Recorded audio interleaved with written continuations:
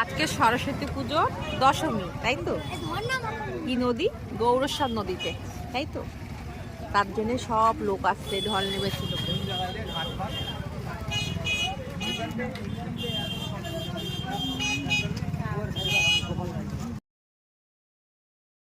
এই যে আমরা চলে এসেছি দেখতে সরস্বতী পুজোর দশমী গৌরসাদ নদীতে, তাই তো?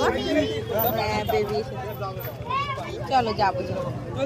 আমরা এখন যাচ্ছি সরস্বতী পুজোর দশমী দেখতে গৌরসাদ নদীতে। আচ্ছা ঠিক আছে, দাঁড়া, বাবলুকে ফোন কর, বাবলু আসছে। রাস্তায় প্রচন্ড ভিড়, গাড়ি গ্যারেজ করে দেওয়া হয়েছে। ছোট বলো কিছু। ওর বাবা তুমি যাচ্ছে। আমরা গাড়ি যাচ্ছে।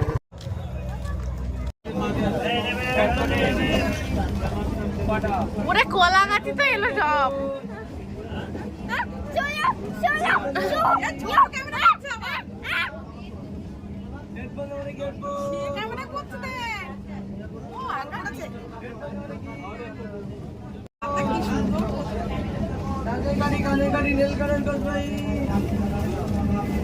এটা সিমের বাগান চলে এসছে। তোর তোর তাও দূর থেকে জুম করে তোর মাম দেখ, মাম জুম করে হাতটা তুলে আইগো।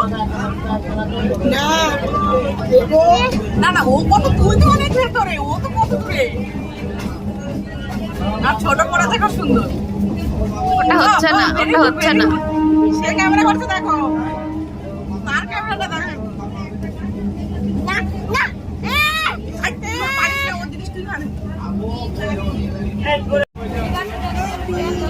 বেবি কি খাচ্ছে? পাস্তা। ও দেখাও কেমন করে খাচ্ছে, কেমন খেতে একটু বলো। টেস্টি। তাহলে আমাদের দেশের থেকে সরস্বতী পুজো থেকে বাড়ি চলে যাচ্ছি। কার বাড়িতে এসেছিলে তুমি? কার বাড়িতে এসেছিলে? না, ওটা ঠাম্মির বাড়ি। ঠাম্মির বাড়ি ওটা, ঠাম্মিকে দিয়ে দিয়েছে, ঠাম্মির বাড়ি। রাস্তা দিয়ে যাওয়ার সময় ঢুকে পড়েছিলাম এই জায়গাটা। এটা হলো আমাদের বাড়িতে যাওয়ার আগে ঠিক এই জায়গাটা। আগে একটা সময় কেউ আসতো না, এখন এত নাম হয়ে গেছে। সেই কারণে হাজবেন্ড বলল চলো এই পথে যখন যাচ্ছি একটু ঢুকে আসি। এখানে দেখছি লোকের ঢল নেমেছে এবং পিকনিক স্পট হয়ে গেছে। এখানে পিকনিক করার খুব সুন্দর জায়গা, অনেক দূর দূরান্ত থেকে লোক আসে। অবশ্য আমার কাছে হয়েও আমি কোনো দিন যাইনি এখানে। তার জন্য এই রাস্তা দিয়ে যখন যাচ্ছিলাম হাজবেন্ড বলল চলো একটু তোমাকে ঘুরিয়ে নিয়ে আসি এর ভেতর থেকে। অবশ্যই সন্ধে সন্ধ্যা হয়ে গেছিলো, প্রচুর বক্স বাজছিল, সেই কারণে সাউন্ডটা মিউট করে দিলাম। এখানে ছিল প্রচুর প্রচুর পরিমাণ গাঁদা ফুলের বাগান এবং বিশাল বিশাল, মানে এই জায়গাটা পুরো ঘুরতে 1 থেকে 2 ঘন্টা লাগে। আমি সব জায়গাটায় যাইনি, আমি শুধু ফুলের বাগানটা ঢুকেছিলাম। একটু গাঁদা ফুলগুলো দেখো, বিশাল বড় বড় গাঁদা ফুল ছিল এখানে। আর এখানে এটা হলো ঘোষবাড়ি। আর এখানে প্রচুর জিনিসপত্র চড়ার আছে এবং সুইমিং পুল থেকে শুরু সিনেমা থেকে মানে এমন কোনো জিনিস নেই এর মধ্যে, নাগরদোলা মানে সমস্ত কিছু।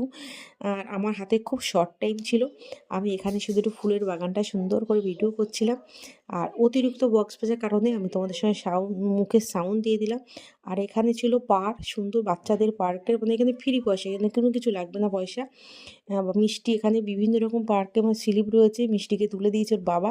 আর এই স্লিপগুলো এত বড় বড় ছিল, মিষ্টি প্রথম ভয় পাচ্ছিল, অনেকক্ষণ ধরে মিষ্টি এটা নিয়েই পড়েছিল, নামছিলই না, চিৎকার দিচ্ছিল। আবার বাবা যখন নামিয়ে নিতে চাইছে নামবেও না। ও অনেক চেষ্টা করে ও একবার স্লিপ চড়েছে। তারপরে এদিকে চলে আসলাম, চলে এসে দেখো প্রচুর লোক ছবি তুলছে। আমি কিছু দাঁড়িয়ে একটু, আমি যথারীতি গাড়িতে করে যাচ্ছিলাম, হেলমেট মাথায় ছিল, হেলমেটটা খুলিও নি। আমি বললাম আমাকে একটা ছবি তুলে দাও। আমার হাজবেন্ড হচ্ছে হেলমেটটা খোলো, আমি কিন্তু হেলমেটটা তাও খুলিনি, কারণ হলো মুখটু পুরো মাস্ক পরে আটকানো ছিল। দারুণ ফুল তোমাদের সঙ্গে শেয়ার করার কারণ, তোমরা যেখানে যেতে পারো পিকনিক করতে বা ঘুরতে, আর জায়গাটা খুবই সুন্দর, অনেক কিছু দেখার আছে। তারপর মিষ্টি অবশেষে আর একটা মানে ওই স্লিপটা তো একবার চড়তে পারলো না, তারপর আবার উঠে পড়েছে। একবার স্লিপ চড়তেই হবে, সেই কারণে মানে। আর আমি সন্ধে হয়ে গেছিলো, আমি বারবার বলছিলাম তাড়াতাড়ি নাও তাড়াতাড়ি নাও, ওর বাবার পাশে অপেক্ষা করছে। আর ও কাউকে উঠতেও দেবে না ওই স্লিপটাতে। তারপরে একটা 5টা স্লিপ ছিল ওখানে, ওদেরকে দেখে মিষ্টি একটু সাহস পেলো। তারপর আমি একজনকে বললাম ওকে একটু স্লিপটা ঠিক করে চড়িয়ে দিত। তারপর ওই দাদাটাকে দেখলো, ও বলছে, আমি ওর বাবাকে বলছে বাবা আমি পারছি না। আর ওই যে একটা মেয়ে দেখছো, ও বারবার এখানে চড়তে আসছে, ওকে দিচ্ছে না। বাচ্চাদের দেখে যেটা হয়, 5টা স্লিপের মধ্যে ওই স্লিপটায় ও দখল করে দাঁড়িয়ে রয়েছে, ও নামছে না। অনেকক্ষণ ধরে ট্রাই করছে, কাঁদছে, চিৎকার দিচ্ছে, ওর বাবা ওকে নামানোর চেষ্টা করছে কিন্তু তাও নামছে না। তারপর একটা দিদি উঠলো, আমি বললাম ওকে নামিয়ে দে, নামিয়ে দিল, খুব মজা করলাম। চলো টাটা।